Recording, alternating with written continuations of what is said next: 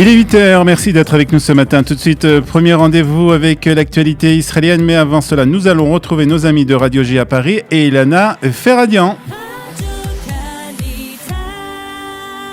Et oui, direction nos studios à Jérusalem ce matin avec notre correspondant Olivier Granilic. Bonjour Olivier, en Israël, si le nombre de contaminations est en nette baisse, le pays enregistre un nouveau triste record, celui du nombre de décès au coronavirus. En effet, la barre des 6000 personnes a été dépassée hier, 6011 pour être tout à fait précis, mais fort heureusement, les vaccins font leur effet sur la population israélienne et hier seulement 775 nouveaux cas de Covid-19 ont été enregistrés en Israël. Le nombre de malades graves est lui aussi en baisse, 640 dans un état grave et 221 qui sont sous respirateur artificiel.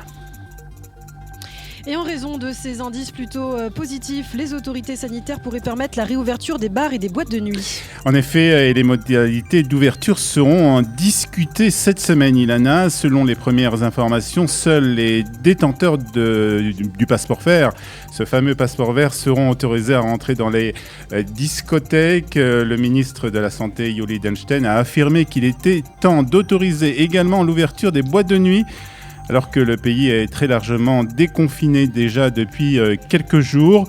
Le coordinateur de la lutte contre le coronavirus, Nachman H, a lui déclaré qu'il n'y aurait pas de nouvelles restrictions pour la fête de Pessah qui débute le 27 mars, ni d'ailleurs pour la fête du Ramadan qui, elle, devrait débuter le 13 avril prochain.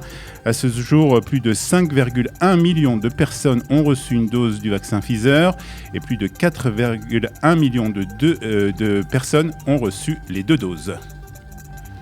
Et toujours à propos de la crise sanitaire, Olivier, Israël a autorisé le retour de ses ressortissants depuis de nouvelles destinations. En effet, des vols en direction d'Israël depuis de nouvelles destinations vont être autorisés à quelques jours des élections législatives qui sont prévues le 23 mars, comme vous le savez. Ainsi, les ressortissants israéliens souhaitant rentrer en Israël afin de pouvoir participer au scrutin pourront à présent prendre l'avion depuis Madrid, Amsterdam, Larnaca, Addis Abeba. C'est ce qu'a annoncé le ministère des Transports dans un communiqué.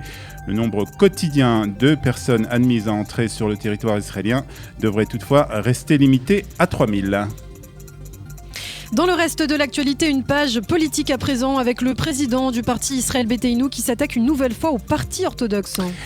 En effet, Avigdor Lieberman a déclaré hier que les politiciens ultra-orthodoxes devraient être relégués aux poubelles de l'histoire. Avigdor Lieberman était déjà sous le feu des critiques depuis vendredi pour avoir assuré qu'il comptait emmener les ultra-orthodoxes avec Bibi sur une brouette vers une décharge. Plusieurs voix dans le camp religieux ont taxé ces déclarations d'antisémites et ont réclamé d'ailleurs des poursuites judiciaires à l'encontre d'Avigdor Lieberman.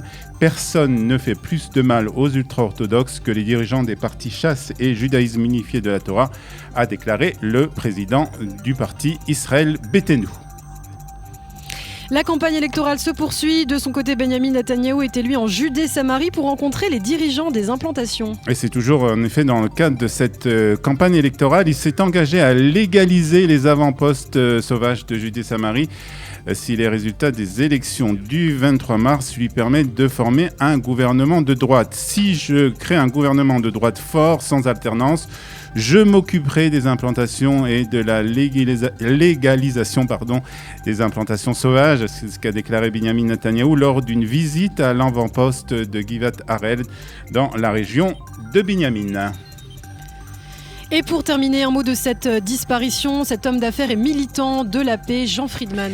En effet, Jean Friedman était un homme d'affaires franco-israélien, un ancien résistant. Il est décédé hier à l'âge de 95 ans, Jean Friedman, qui était aussi l'un des organisateurs de la manifestation pour la paix de Tel Aviv, à l'issue de laquelle le Premier ministre Yitzhak Rabin avait été assassiné. C'était en 1995. C'était un cher ami. Il a eu une place incroyable dans l'histoire de la France et dans celle d'Israël. C'était un grand patriote israélien, a déclaré Michael Bar-Zohar, ancien député travailliste qui était un ami de Jean Friedman de longue date.